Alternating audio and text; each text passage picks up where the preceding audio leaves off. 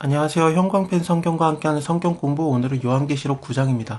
다섯째 천사가 나팔을 불매 내가 보니 하늘에서 땅에 떨어진 별 하나가 있는데 저가 무저갱의 열쇠를 받았더라. 무저갱은 당연히 지옥이에요. 그 누가복음 8장 31절을 보면은 예수님과 거라사 귀신, 그러니까 군대 귀신을 들렸던 자가 대화를 하는데 그 자가 뭐라고 했었냐면은 우리로 무저갱에 들어가지 말고 저 돼지떼에게 들어가기를 허하소서라는 얘기가 나옵니다. 그런 것들을 보면은 분명히 무저갱은 지옥인데 이곳이 열리는 겁니다. 그 구멍에서 큰 풀매 연기 같은 연기가 올라오매 사실 소돔과 고모라 때도 이런 비슷한 연기가 있었습니다. 옹기점의 연기 같은 것이 올라왔다라고 하는데 이 풀무라는 것도 용광로, 막 불구덩이 그런 단어거든요. 이 연기가 옹기점 같이 올라왔다는 것도 마찬가지고요. 그래서 이 멸망당하는 것, 심판 그런 것이 연상이 됩니다. 해와 공기가 그 구멍 연기로 인해서 어두워지며 또 황충이 연기 가운데서부터 땅에 나오니 저희가 땅에 있는 정갈의 권세 같은 권세를 받았더라. 그 황충이라는 거는 메뚜기 비슷한 건데요. 메뚜기라고 봐도 무방합니다. 근데 이것이 올라왔는데 권세가 큰 권세, 정갈의 권세를 받은 거죠. 그 성경을 통해서 보면 정갈의 권세는 그 강하게 징치하는 거, 공포 정치하는 걸 말해요.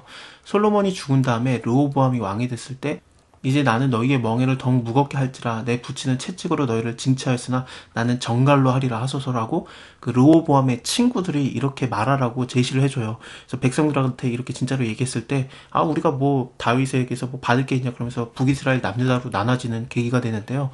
어쨌든 이거는 강하게 징계를 하면서 징치를 하겠다. 공포 정치를 하겠다. 그런 뜻입니다. 이런 권세를 받았더라. 저희에게 이르시되 땅에 풀이나 푸른 것이나 각종 수목은 해하지 말고 오직 이마에 하나님의 인을 맞지 아니한 사람들만 해하라 하시더라. 모든 사람들에게 이 황충의 재앙, 그 전갈의 권세를 받은 그 황충의 재앙이 있는 게 아니라 하나님의 인을 받은 사람들은 괜찮은 거예요. 이마에 하나님의 인을 받지 아니한 사람들만 해하게 되는 겁니다. 심지어 땅에 풀이나 푸른 것이나 각종 수목도 해하지 말라라고 하나님이 명령을 하십니다.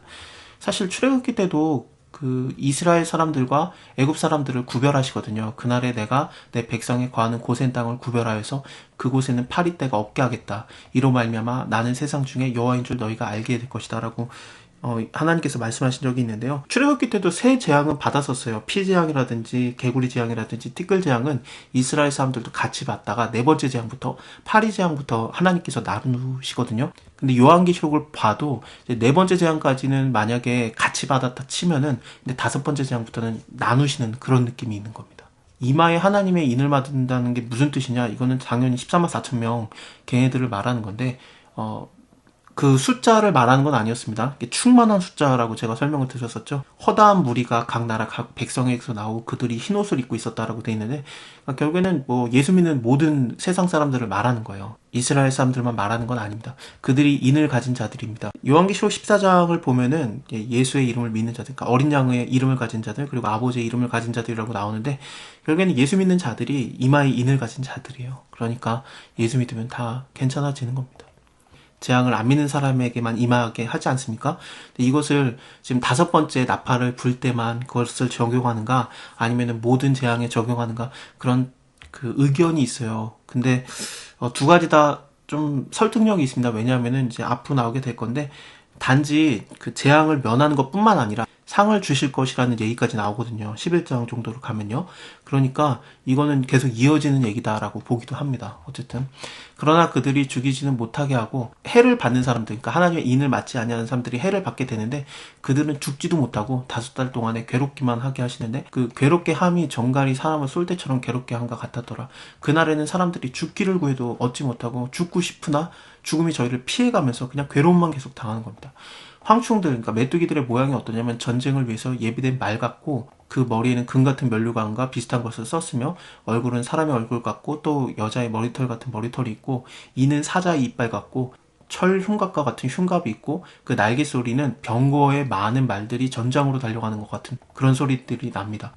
지금 이 황충의 모양을 보면은 요엘서를 제가 잠깐 보여드릴게요. 요엘서 1장과 2장을 볼 때 1장에서 하나님께서 뭐라고 하시냐면은 그 팥종이 남긴 것을 메뚜기가 먹고 메뚜기가 남긴 것을 느시 먹고 느시 남긴 것을 황충이 먹었다 그러면서 이 황충 재앙, 메뚜기 재앙이 나오게 되는데 그때 이 모습도 굉장히 비슷해요. 시온에서 나팔을 불며, 요한계시록에서도 지금 나팔이 불려지면서 재앙들이 임하고 있지 않습니까? 여기서도 나팔이 불려졌을 때 어떤 일이 일어나냐면 어둡고 캄캄한 것도 당연히 일어나고, 불꽃 같은 거, 막 연기도 났었잖아요. 요한계시록에서도요. 이게 비슷합니다. 에덴 동산 같았었는데, 근데 이들이 지나간 후에는 황폐한 들 같으리니 그들의 피할 자가 없도다. 그 모양은 말 같고 달리는 기병 같으며 그 산꼭대기에서 뛰는 소리가 병거 소리와도 같다. 또 불꽃에 촉에 사르는 소리와도 같으며 강한 군대가 항우를 벌치고 싸우는 것 같다. 완전히 이거는 그 요한계시록과 똑같은 겁니다. 여기서 나오는 그 병거 소리와 같은 거, 날개 소리가요. 이 모든 게 다 비슷하거든요. 그리고 사자의 이빨을 가진 것도 사실은 요엘서 1장을 보면 나와요. 여기 나오죠. 그 어금니는 암사자의 어금니와 같다라고 돼 있기 때문에 이 재앙이 요엘서에서도 얘기가 나왔고 요한계시록에서도 나오는 겁니다. 출애굽기 때 생각을 해보면요, 메뚜기 재앙이 언제 있었냐면 우박 재앙 다음에 있었어요. 그래서 우박이 남긴 것들 잠깐 출애굽기 보여드릴게요. 출애굽기 10장을 보면은 우박 재앙이 일어난 다음에 아직 그 땅 밑에서 있었던 그 싹들 있지 않습니까? 그거는 나오지 않았었기 때문에 우박에 피해를 당하지 않았었거든요. 근데 애굽 사람들이 그거를 믿었던 거죠. 그랬더니 하나님께서 메뚜기 재앙을 보내면서 우박이 해하지 못한 것들을 메뚜기가 없앨 것이라 라면서 이렇게 보내고, 하나님께서 이 모든 사건을 통해서 섬김을 받고 예배를 받으시는 것이 나오게 될 건데, 왜 자꾸 이런 재앙 전에 나팔 소리가 있냐면요. 그 요엘서에도 나팔 소리가 있었고 요한계시록에서도 계속 나팔 소리가 있는 이유는 에스겔서 33장 3절을 보면 그게 나옵니다. 그 사람이 칼에 그 땅을 임함을 보고 나팔을 불어 백성에게 경고하되. 그러니까 나팔 소리는 뭐냐면 경고예요. 하나님께서 지금 이 일을 하고 있다. 심판을 하시고 있다. 재앙이 오고 있다. 이거에 대한 경고인데, 그 나팔 소리를 듣고 경비하지 않으면, 준비하지 않으면 그 임하는 칼에 재앙을 당하면 그 피가 자기의 머리로 돌아가는 것이다. 그러니까 경비를 해야 된다는 거예요. 준비해라. 그런 뜻입니다. 예수님이 언제 오실지 모르니까 너희가 준비하고 있어라. 그러면서 나팔 소리가 불려지고 그 다음에 재앙들이 임할 때 이것을 통해서 이제 하나님을 섬겨야 된다. 그렇게 마음을 받아들여야 되는 거죠. 예수 그리스도가 오시겠구나. 기다려야 된다. 물론 그때가 언제인지 정확하게는 알 수 없지만 가까웠구나. 그 정도는 알 수 있지 않습니까? 예수님께서도 누가복음 12장에 이렇게 말씀하셨어요. 너희가 구름이 서쪽에서 일어남을 보게 되면은 곧 말하기를 소나기가 오리라 하고 과연 그러하고 남풍이 불물 보면은 말하기를 심히 더우리라 하니 과연 그러하니라. 근데 외식하는 자들이여 너네가 천 개의 기상은 분별할 줄 알면서 어찌 이 시대를 분별하지 못하느냐라고 말씀을 하셨었거든요. 그러니까 시대의 흐름을 읽고 이런 재앙들이 일어나는 걸 보면은 하나님의 준비하신 것들이고 실제로 일어나고 있고 예수 그리스도가 오실 때가 가까웠구나. 그 정도는 알아야 된다 얘기입니다. 깨워서 준비하라. 그리고 순결한 신부로서 준비하는 거라든지 등불을 켜고 준비하라. 모든 말씀들이 다 그것과 관련된 말씀들입니다. 또 정갈과 같은 꼬리에 쏘는 살이 있어서 그 꼬리는 5달 동안에 사람을 해하는 권세가 있더라. 정갈의 꼬리까지 갖고 있는 그 황충들, 그것에 임금이 있는 겁니다. 무적행의 사자라. 히브리음으로는 아바돈이고 헬라음으로는 이름이 아볼로온이라 그러는데 이게 발음이 달라지는 건데 히브리 발음, 헬라 발음. 헬라 발음으로 아볼로온 하면은 이거는 뜻은 파괴자라는 뜻이에요. 그래서 이걸 도대체 어떻게 봐야 되는가라고 총 4가지 정도로 제가 말씀을 드릴 수 있을 것 같은데요. 일단은 첫 번째는 뭐냐면은 무적행의 사자니까 이거는 무조건 사탄이다 이렇게 보는 견해입니다. 사탄이 그 무적행의 사자니까 이렇게 와서 파괴자로서 괴로움을 준다라는 견해이죠. 이것은 가능성은 있습니다만 그렇게 대단히 가능성이 있을 것 같지도 않고요.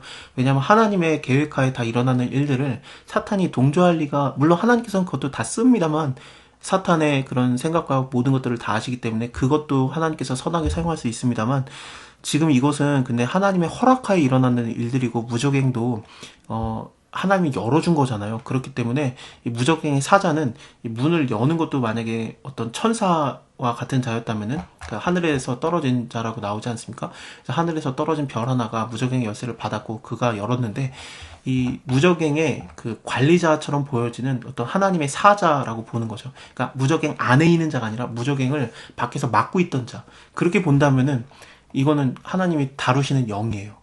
또 하나의 견해가 뭐냐면은 이 메뚜기 떼를 진짜 메뚜기 떼가 아니라 그 요엘서 1장 6절을 보면 한 이족이 내 땅에서 올라왔다 그러거든요. 그러면은 이것은 그 메뚜기 떼 같은 그냥 백성들 그런 걸로도 볼 수 있어요. 그러면은 군대, 진짜 사람, 아볼루온하고 이름이 비슷한 사람이 있었어요. 정복자가. 누가 있었습니까? 나폴레옹이 있죠. 나폴레옹이라고 보는 견해도 있습니다. 아니면은 그냥 이게 아폴로라는 이름에서 나온 거거든요. 그래서 이 아폴로라는 그 신, 그러니까 파괴자인데 결국에는 이걸 이방신 이런 걸로 볼 수도 있겠습니다. 근데 하나님께서 다른 신을 둘 리가 없어요. 그래서 아폴로로 보는 거는 많은 문제가 있는 것 같고, 제일 좋게 보는 견해는 이게 사탄이든지 아니면 하나님이 다루시는 영이든지 아니면 어떤 정복자가 됐든지 하나님의 허락하에 이런 일들이 일어나고 있는 겁니다. 첫째 화는 지나갔으나 보라 아직도 이 후에 화 둘이 이르리로다.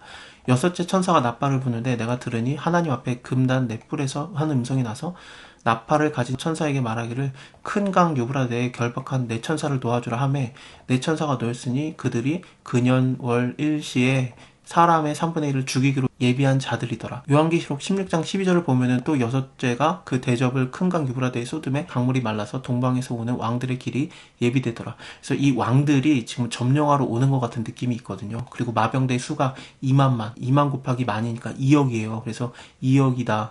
내가 그 숫자를 들어놓으라. 굉장한 그 큰 군대가 유브라데에서 이게 풀려나가지고 온다. 이런 얘기 같이 들리거든요. 그래서 이건 큰 전쟁으로 볼 수도 있습니다. 이같이 이상한 가운데 그 말들과 그 탄자들을 보니 빛과 자줏빛과 유황빛 흉갑이 있고 또 말들의 머리는 사자머리 같고 그 입에는 불과 연기와 유황이 나오더라. 이 세 재앙 곧 저희의 입에서 나온 불과 연기와 유황을 인해서 사람의 3분의 1이 죽임을 당하니라. 이 말들의 힘은 그 입과 꼬리에 있으니 그 꼬리는 뱀 같고 또 꼬리에 머리가 있어서 이것으로 해하더라. 이 재앙에 죽지 않고 남은 사람들은 그 손으로 행하는 일을 회개치 아니하고 오히려 여러 귀신과 또 보거나 듣거나 다니지 못하는 금, 은, 동, 목석의 우상에게 절하고 또 살인과 복술과 음행과 도적질을 회개치 아니하더라. 그러니까 회개하라고 하나님이 지금 계속해서 재앙을 보내주고 나팔을 불게 하고 경고를 하시는 건데, 근데 계속해서 회개치 않고 우상을 섬기는 겁니다. 신명기를 보면은 이런 게 있어요. 모세가 죽기 전에 이런 말을 합니다. 내가 알거니와 내가 죽은 후에 너희가 스스로 부패하여 내가 너희에게 명한 길에서 떠나 여호와의 목전에서 악을 행하여 너희의 손으로 하는 일로 그를 경록케 함으로 너희가 말세에 재앙을 당하리로다 하니라라고 말했었는데요. 비슷한 사건이죠.